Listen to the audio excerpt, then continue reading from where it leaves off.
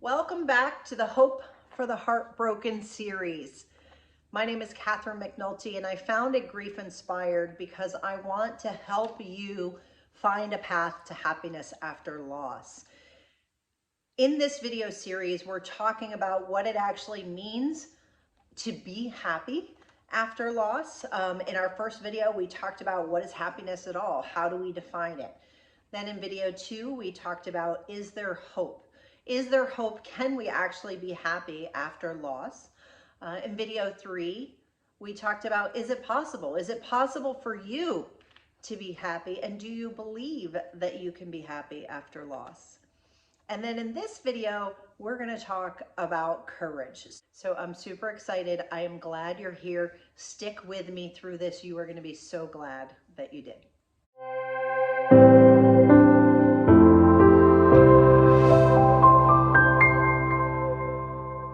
So today we're talking about courage. The definition for courage is the ability to do something that frightens you. And when I think about courage when it comes to grief, I think the entire grief process is pretty scary and requires courage just to get through the day. But what we're talking about with this courage is courage and strength in the face of the pain of your grief. So how can you grieve courageously? You can't talk about courage without thinking about Brené Brown, or at least I can't.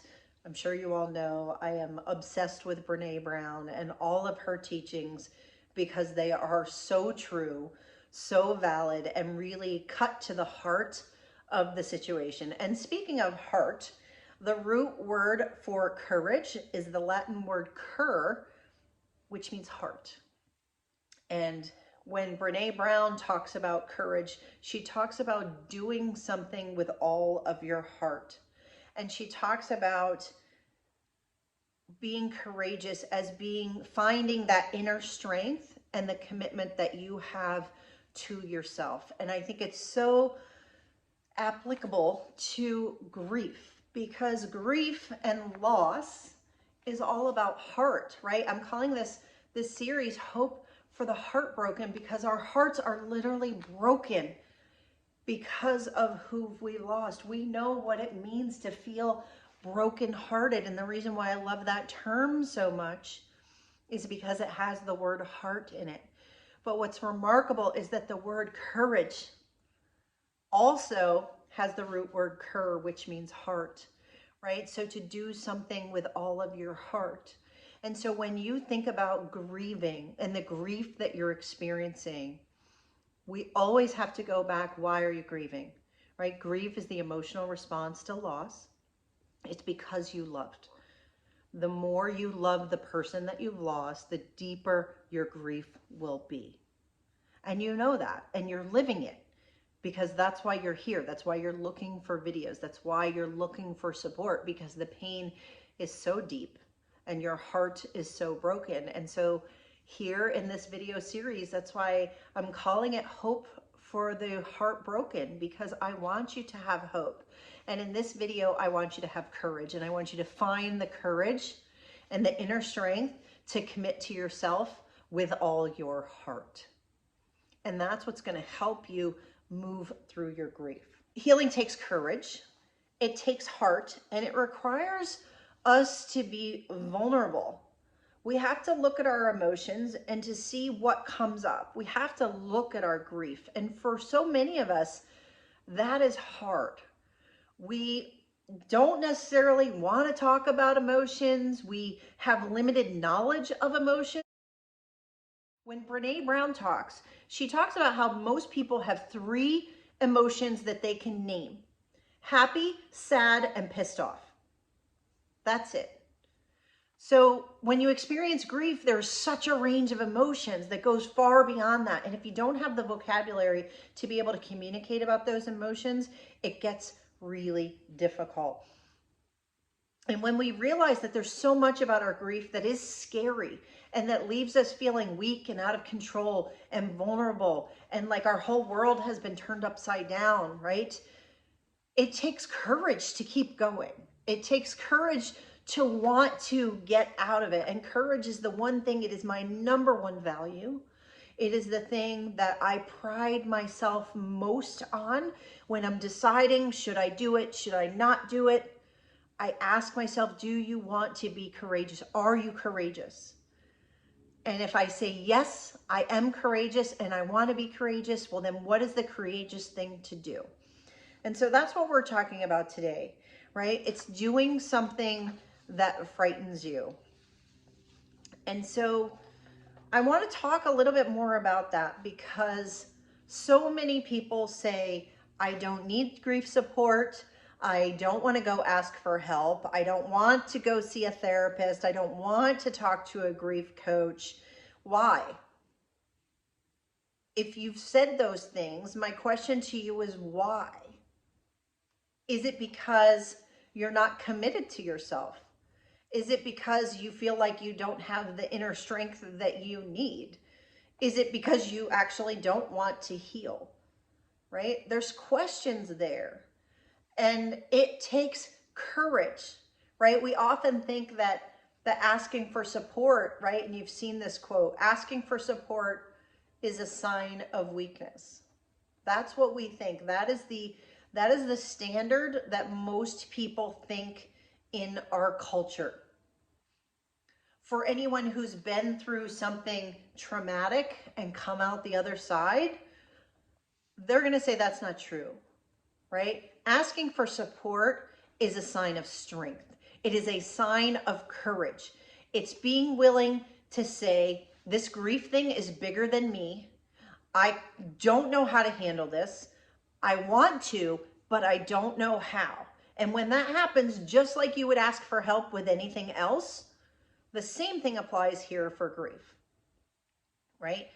People have no problem. You want to lose weight, you go find a personal trainer and you join a gym. You want help with your finances, you talk to somebody who knows about finances, right? So many of us don't even do our taxes by ourselves, right? You go hire an accountant or a CPA or a tax professional to help you. But yet, when we are grieving, one of the largest things, the greatest challenges that we will ever face in our lives, we put up our hands and say, nope, I don't need support. I can go it alone. That is not, in my opinion, the courageous stance, right? It takes courage to say, this is bigger than me. And that's what I had to do. This grief thing is bigger than me. I don't know how to get out of it. Now, I was forced to ask for help because I was having such severe panic attacks that it was disabling. And I was fearful that I wasn't gonna be able to go to work. And if you don't go to work, you don't get a paycheck. And if you don't get a paycheck, you can't pay the bills. And if you don't pay the bills, you can't live in the house that you're living in. And so I really felt like I had no choice, and it forced me to go and get the help. And looking back, wow, right? I've seen multiple therapists, countless therapists. I've read countless books. I've gone to see coaches. And really, it's really become something that is now my way of life. In any area where I feel like I need more knowledge or more education, I hire a coach. I have a financial coach, someone to help me with my finances. I have an ongoing therapist that I go to see. I have somebody that I work with my son to make sure that I'm teaching him what it means to have an emotional vocabulary, right? And be able to talk about your feelings. You hire coaches, you hire a tax professional, you hire a trainer, you buy a course. You become, you sign up with mentors. I have a business mentor who helps me with all of this. It is not a sign of weakness. It is a sign of courage. And it's linked very much to what is it that you want. So if you want to move through grief and you want to move through grief faster and you want to get to the other side of grief, like I talk about, right? If you want to find a path to happiness after loss, if you truly, this is our 4th video in this series, if you truly want to be happy, well, being happy and finding your path to happiness after loss requires courage. So I want you to reflect and look back on your life and say, where are the things, where are the areas of my life where I've had to be courageous?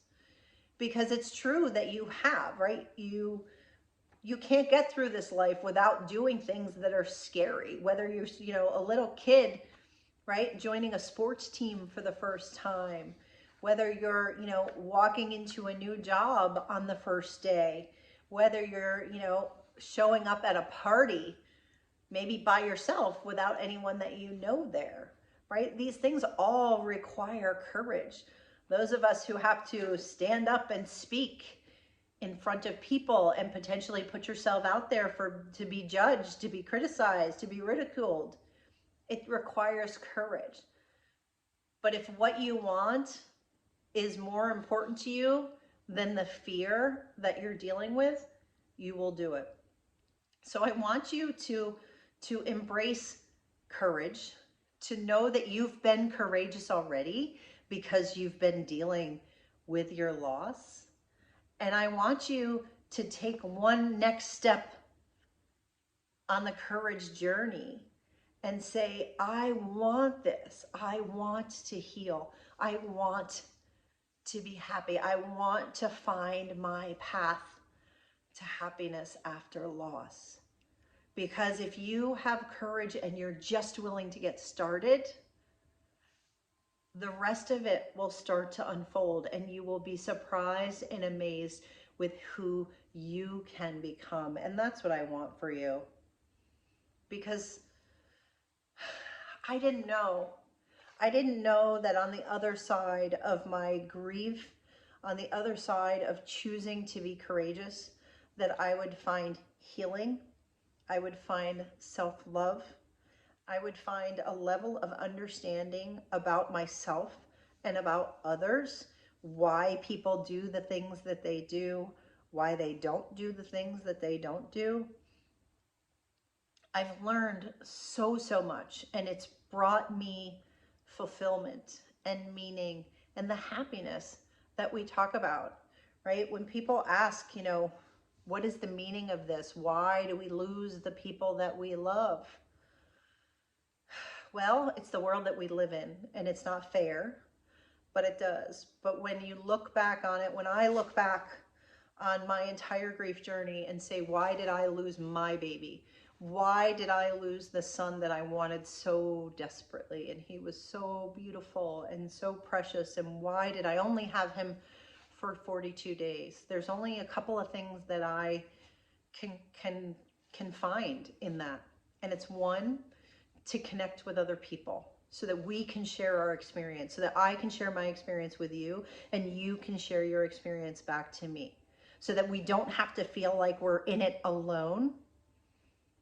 We are not an island. I wanted to be an island, and I've learned that it's far more courageous to get with other people, to connect with other people, to ask for help, than it is to isolate yourself, to be alone and just get by.